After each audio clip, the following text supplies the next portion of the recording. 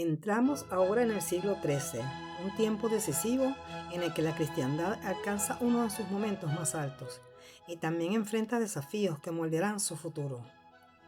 Este siglo es recordado como el siglo de la madurez intelectual y espiritual.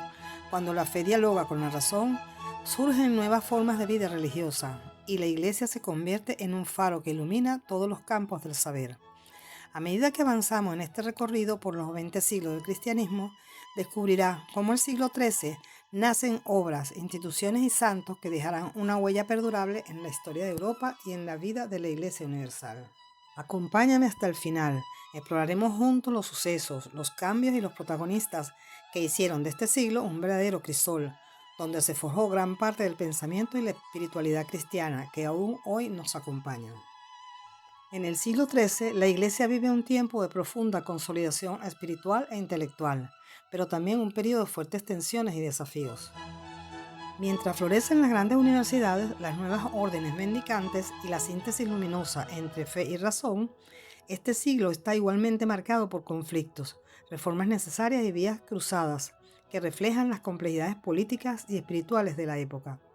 En un siglo de plenitud, sí, pero también de lucha, un tiempo en el que la Iglesia se expande, se depura, se cuestiona y se fortalece en medio de luces y sombras que moldearán el rumbo del cristianismo y de Europa por siglos.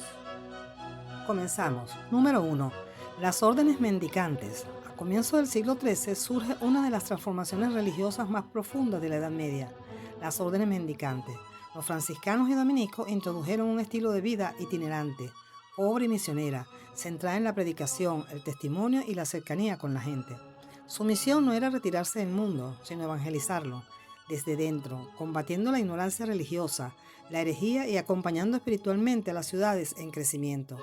Estas órdenes renovaron la vida de la Iglesia, abrieron nuevas formas de estudiar y de predicar, impulsaron las universidades y sembraron santos, predicadores y teólogos de enorme influencia.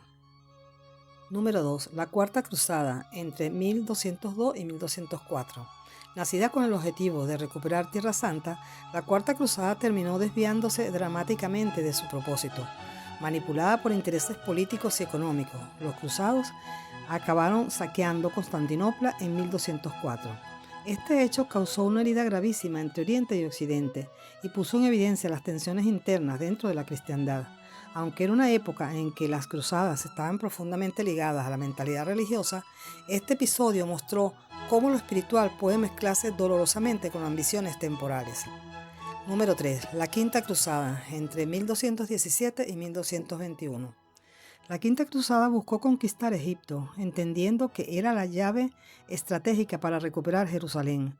Participaron cristianos de varias naciones, bajo un ideal religioso legítimo, pero la expedición se vio afectada por errores tácticos, disputas internas y factores climáticos. El fracaso reveló nuevamente la complejidad de las cruzadas, el ideal espiritual que convivía con las limitaciones humanas, políticas y militares de su tiempo. Número 4. La Bula de Oro de Eger, en 1213. El emperador Federico II y el Papa Inocencio III firman esta bula, que garantiza la independencia de la Iglesia en Hungría y limita la intervención del poder imperial en asuntos eclesiásticos. Es un documento clave para entender el equilibrio entre el poder civil y espiritual, y un testimonio de la autoridad moral que la Iglesia ejercía en Europa en el siglo XIII. Número 5. El Cuarto Concilio de Letrán en 1215. Convocado por Inocencio III, es uno de los concilios más importantes de la historia. Aprobó 70 decretos que reformaron profundamente la vida cristiana. Definió con claridad la doctrina sobre la doble naturaleza de Cristo, verdadero Dios y verdadero hombre. Organizó sacramentalmente la vida de la Iglesia, estableciendo normas sobre el bautismo, la confirmación y la Eucaristía. Proclamó solemnemente la transustanciación, afirmando la presencia real de Cristo en la Eucaristía. Impulsó la catequesis moral y la disciplina pastoral. Este concilio selló la madurez teológica del medioevo y marcó profundamente la espiritualidad cristiana. Número 6. Santo Domingo de Guzmán y los dominicos, en 1216. Santo Domingo funda la Orden de Predicadores, aprobada oficialmente en 1216. Su misión era clara: predicar la verdad, formar teólogos, combatir la herejía mediante la luz de la doctrina y el testimonio de una vida austera. Los dominicos se convirtieron en pilares del pensamiento medieval, maestros en universidades y defensores de la ortodoxia. Su influencia intelectual es inmensa, con figuras como Santo Tomás de Aquino. Número 7. La Sexta Cruzada, de 1228 a 1229. Dirigida por Federico II, esta cruzada es peculiar. Logró recuperar Jerusalén, pero sin combates, a través de negociaciones diplomáticas con el sultán Al-Kamil. Aunque generó tensiones entre el emperador y el papado, permitió a los cristianos tener acceso temporal a los santos lugares. Es un ejemplo de cómo en este siglo la política y la fe se entrelazan de formas complejas. Número 8. La Inquisición. Instituida formalmente en el siglo XIII, la Inquisición buscó ofrecer un procedimiento jurídico estable frente a las herejías, especialmente la de los cátaros. Aunque surgió como un intento de regular justicia y evitar linchamientos o juicios arbitrarios, con el tiempo se asoció también a excesos y errores humanos. Es parte del paisaje histórico del siglo XIII, un esfuerzo por proteger la fe, pero también una realidad que debe abordarse con verdad, equilibrio y comprensión del contexto. Número 9. Canonizaciones de grandes santos. Este siglo es extraordinario también por su santidad. En 1228 tenemos la canonización de San Francisco de Asís, amado por su pobreza radical y su ardor apostólico. En 1231, canonización de San Antonio de Padua, predicador brillante y protector de los pobres. En 1234, la de Santo Domingo de Guzmán, fundador de los dominicos y faro de la predicación. Tres figuras que marcaron para siempre la espiritualidad cristiana y que representan la renovación profunda del siglo XIII. Número 10. El Concilio I de León, en 1245, el Papa Inocencio IV. Convocado por este Papa, este concilio abordó temas cruciales: la excomunión y deposición del emperador Federico II, reflejo de la tensa relación entre el imperio y el papado, la reforma del clero y la disciplina eclesiástica, la situación en Tierra Santa y la organización de una nueva cruzada, la consolidación de la autoridad del papado en momentos de fuerte conflicto político. El Concilio de León muestra cómo el siglo XIII estuvo lleno de una gran luz espiritual, pero también de desafíos que exigieron firmeza y discernimiento. Número 11. La Séptima Cruzada, de 1248 a 1254. La Séptima Cruzada fue emprendida por San Luis IX, rey de Francia, uno de los monarcas más piadosos de la historia. Su intención era recuperar los territorios cristianos en Tierra Santa, atacando estratégicamente Egipto. Aunque comenzó con ciertas victorias, la campaña terminó en desastre. El ejército fue derrotado y el propio rey cayó prisionero. Su conducta ejemplar durante el cautiverio le ganó respeto incluso entre los musulmanes. Esta cruzada refleja la unión profunda entre el ideal religioso y responsabilidad política, pero también la realidad de los límites humanos que marcan este siglo. Número 12. Papas del siglo XIII. Durante este siglo pasaron por el papado un total de 15 papas. Presentaremos los más destacados. Inocencio III, entre 1198 y 1216. Uno de los papas más influyentes de la historia, convocó el Cuarto Concilio de Letrán, impulsó reformas esenciales y fortaleció la autoridad moral del papado. Su papado marca el inicio del pleno siglo XIII. Honorio III, entre 1216 y 1227, aprobó oficialmente las órdenes mendicantes, dominicos y franciscanos, apoyó la misión educativa de las universidades y continuó el impulso reformador de Inocencio III. Gregorio IX, entre 1227 y 1241, fundador formal de la Inquisición Pontificia, canonizó a Santo Domingo y San Francisco, entró en fuertes tensiones con el emperador Federico II, mostrando la compleja relación entre Iglesia y el imperio.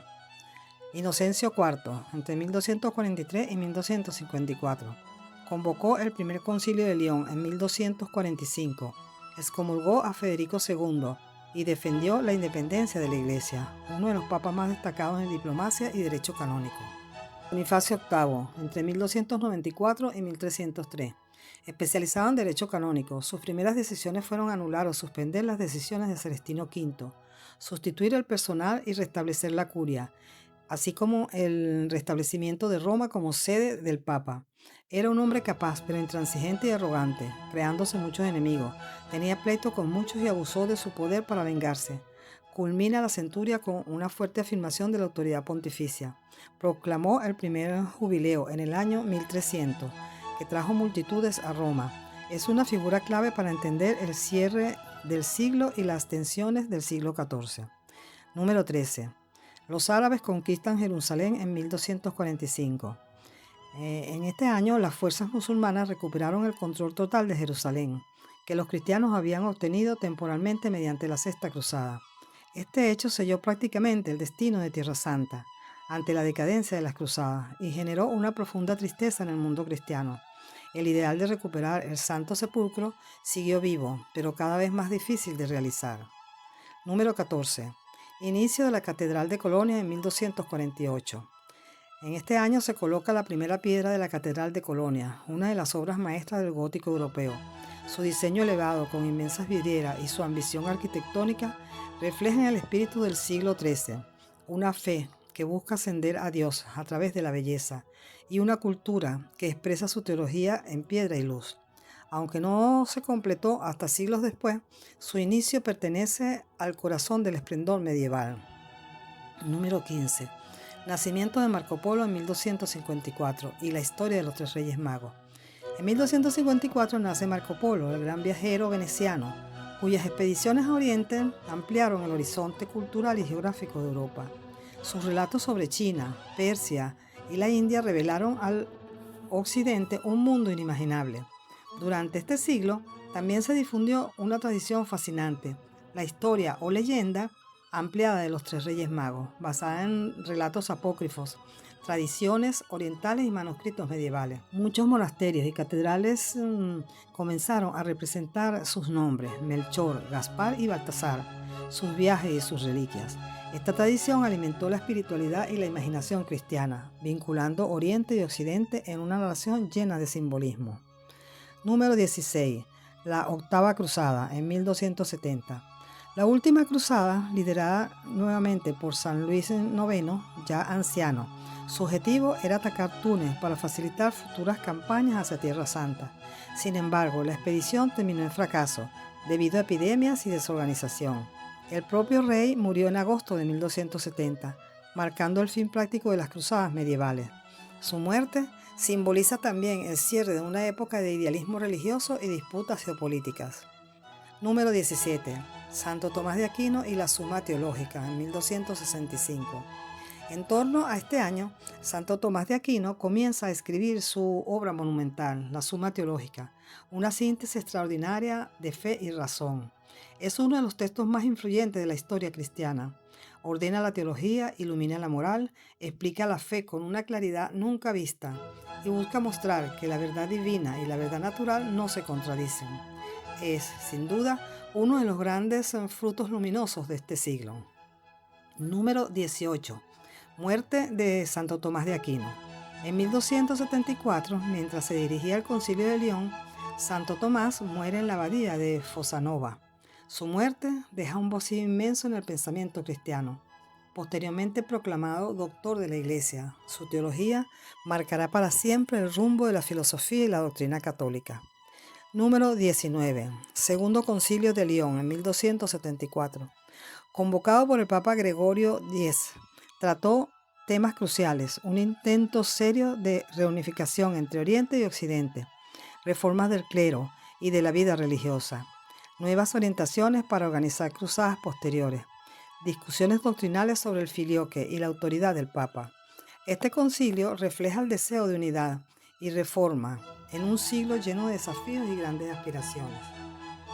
Número 20. Herejías del siglo XIII.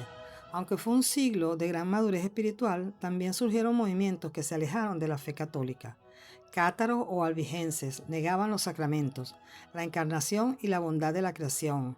Valdenses, aunque buscaban vivir el Evangelio, rechazaron la autoridad eclesial, creando tensiones doctrinales.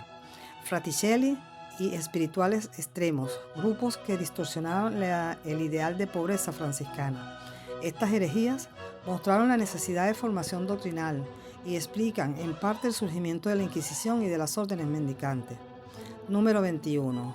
Tenemos unas conclusiones entre luces y sombras del siglo XIII. Este siglo fue una verdadera encrucijada espiritual. Por un lado, es el siglo de la plenitud cristiana, con santos inmensos, avances teológicos, arquitectura sublime, reformas profundas, universidades, arte, doctrina y misiones.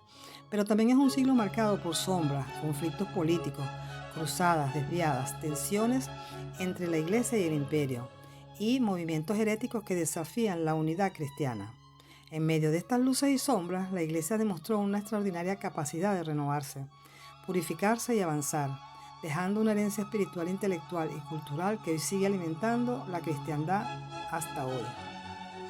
Te invito ahora a hacer una pausa y mirar en perspectiva cuáles son los dos hechos de este siglo que considera que dejaron la huella más profunda en la historia del cristianismo. Puedes compartir tu respuesta en los comentarios. Me alegrará leer tu reflexión y continuar este diálogo contigo. Fuentes revisadas para este siglo: El papado y la historia de la Iglesia, Francisco García Bazán.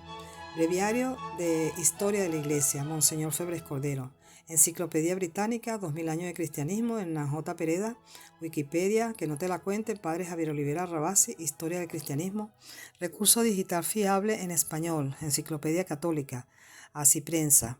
Diccionario teológico enciclopédico, catholic.net, Catecismo Romano, Historia de la Iglesia Católica, de José Orlandis, Historia del cristianismo, 2 tomos.